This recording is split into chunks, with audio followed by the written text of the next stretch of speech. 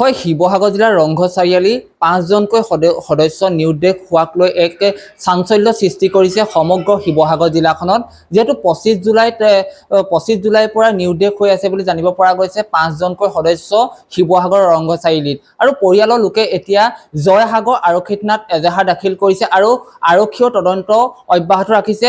যেহেতু 16 জুলাই তাৰিখে এগৰাকী কিশোৰীক ডিব্ৰুগড় মেডিকেললৈ চিকিৎসালয়লৈ নিয়া হৈছিলে বুলি জানিব পৰা গৈছে আৰু তাৰ পাছৰ পৰা 25 জুলাইলৈকে পৰিয়ালৰ লোকে যোগাযোগ স্থাপন কৰিছিলে যদিও তেওঁলোকে কথা পতা পাতি আছিলে আৰু 25 জুলাইৰ পৰা কিন্তু এতিয়ালৈকে কোনো ধৰণৰ সুমুহূৰ্ত পোৱা নাই। তেওঁলোক আচলতে ক'ত আছে কি কৰিছে এতিয়ালৈকে সুমুহূৰ্ত পোৱা নাই আৰু তাক লৈ এক চাঞ্চল্য সৃষ্টি হৈছে সমগ্ৰ শিৱসাগৰ জিলাখনত। আৰু এই মুহূৰ্তত আমাৰ সৈতে আছে পৰিয়ালৰ এজন সদস্য। দাদা মই আপোনাৰ ওচৰলৈ আহিছোঁ পোনে যিহেতু আপোনালোকৰ 5জনকৈ সদস্য নিৰুদ্দেশ হৈ আছে আৰু তাক লৈ এতিয়া শিৱসাগৰ অঞ্চলত এতিয়া চাঞ্চল্য সৃষ্টি কৰিছে। এই সন্দৰ্ভত আপোনালোকে কি ক'ব? আৰক্ষীৰ লগত যোগাযোগ কৰিছে আৰু আৰক্ষীয়ে কি কৈছে আপোনালোকক? আৰক্ষীৰ লগত যোগাযোগ কৰা হ'ল। আৰক্ষীয়ে পৰা এতিয়ালৈকে একো হেৰি পোৱা নাই। আৰক্ষীয়ে ফোন চোন একো কৰা নাই। কালি গধূলি টাইমত দি থৈ অহা হৈছিলে এজাহাৰখন। নামকেইটা কি তেওঁলোকৰ দেউতাৰ নাম সৈয়দ মুজামিল হুছেইন, মাৰ নাম সৈয়দা নাজৰিন হক, দাদাৰ নাম সৈয়দ মুবাছিৰ হুছেইন, নবৌৰ নাম সৈয়দা তাছলিম নাজলিন, তাৰপিছত ভতিজাৰ নাম আপোনাৰ সৈয়দা তাহেৰা তাবাছুম। তেওঁলোক ক'লৈ গৈছিলে? ডিব্ৰুগড় মেডিকেললৈ গৈছিলে। ভতিজাৰ আপোনাৰ কিবা মেডিকেল চেকআপৰ কাৰণে লগতে কিবা ভেকচিন থকা বুলি কয়। আপোনালোকৰ লগত কেতিয়াৰ পৰা যোগাযোগ নাই? 25 তাৰিখে ৰাতি প্ৰায় 8মান বজাৰ পৰা। কেই তাৰিখে গৈছিলে? 16 তাৰিখৰ পৰা 25 তাৰিখলৈকে 25 তাৰিখৰ 5টামান বজালৈকে যোগাযোগ আছিলে। এতিয়া আৰক্ষীৰ লগত আৰক্ষী কি কৈছে আপোনালোকক? আৰক্ষীৰ পৰা এতিয়া একো হেৰি পোৱা নাই। আৰক্ষী থানাত আপোনালোকে কেতিয়া এজাহাৰ দাখিল? যোৱাকালি গধূলি। আপোনালোকে ইমান দিনে কিয় দিয়া নাছিলে? ঘৰৰ পৰিয়ালৰ মানুহৰ লগত লগতে মোৰ নবৌভাগৰ পৰিয়ালৰ মানুহৰ লগত কথা পাতি পৰিয়ালৰ মানুহৰ লগত খবৰ খাতি লোৱা হৈছিলে ক'ৰবাত আছে নি ক'ৰবাত গৈছিলে নি।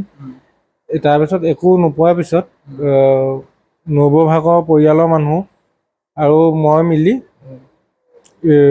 এটা আলোচনাত কৰি তাৰপিছত যোৱাকালি জয়সাগৰ আৰক্ষী চকীত এখন এজাহাৰ দি থৈ আহিলোঁ। কি বুলি সন্দেহ কৰা? ক'ত কি কথা কি বুলি সন্দেহ কৰা? সন্দেহ কি বুলি কৰা?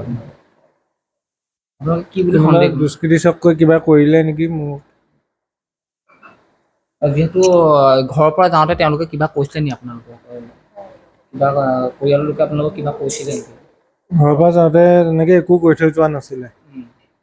ছোৱালীজনীৰ কাৰণে যাওঁ মেডিকেললৈ যাওঁ সেইবুলি কৈ লৈ গৈছিলে।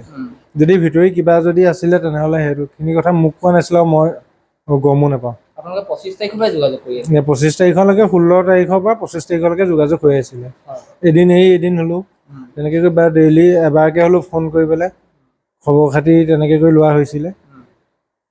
হয়, নিশ্চিতভাৱে ক'ব লাগিব এক চাওক যিহেতু 5জনকৈ সদস্য, এজন দুজন নহয় 5জন সদস্য যিহেতু ট্ৰিটমেণ্টৰ কাৰণে যিহেতু ডিব্ৰুগড় মেডিকেললৈ গৈছিলে আৰু ডিব্ৰুগড় মেডিকেললৈ 16 জুলাই তাৰিখে গৈছিলে আৰু 16 জুলাইৰ পৰা 25 জুলাইলৈকে পৰিয়ালৰ লোকৰ লগত যোগাযোগ কৰি আছিলে যদিও কিন্তু 25 জুলাইৰ পৰা কিন্তু এতিয়ালৈকে কোনো ধৰণৰ যোগাযোগ স্থাপন কৰা নাই আৰু পৰিয়ালৰ লোক চিন্তিত হৈছে আৰু সমগ্ৰ শিৱসাগৰ জিলাখনৰ এক চাঞ্চল্য সৃষ্টি কৰিছে। আৰু পৰিয়ালৰ লোকে যিহেতু কালি জয়সাগৰ আৰক্ষী থানাত এজাহাৰ দাখিল কৰিছে আৰু আৰক্ষীয়েও তদন্ত অব্যাহত ৰাখিছে। আচলতে তেওঁলোক ক'লৈ যাব পাৰে কি কৰিব পাৰে কিন্তু এতিয়ালৈকে কোনো ধৰণৰ সুমুহূৰ্ত পোৱা নাই। আৰু মই আপোনাৰ ওচৰলৈ আহিছোঁ যিহেতু 25 জুলাইৰ পৰা আপোনালোকে যোগাযোগ কৰি আছে এতিয়ালৈকে পোৱা নাই আৰু আৰক্ষীৰ লগতো আপোনালোকে হেৰি কৰিছে আৰু আৰক্ষীয়ে কি বুলি আপোনালোকক আশ্বাস দিছে? আৰক্ষীয়ে অতি সোনকালে খবৰ দিম বুলিয়ে কৈছে।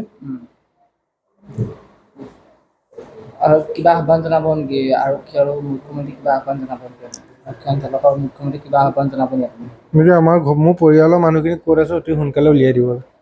নিশ্চিতভাৱে ক'ব লাগিব আৰু এনেধৰণে সকলোৱে আশা কৰিছে যি 5জন সদস্য নিৰুদ্দেশ হৈ আছে আৰু সেই 5জন সদস্য যাতে অতি সোনকালে ভাল ধৰণে যাতে ঘৰলৈ উভতি আহক তাকে কামনা কৰিছে পৰিয়ালৰ লোকে।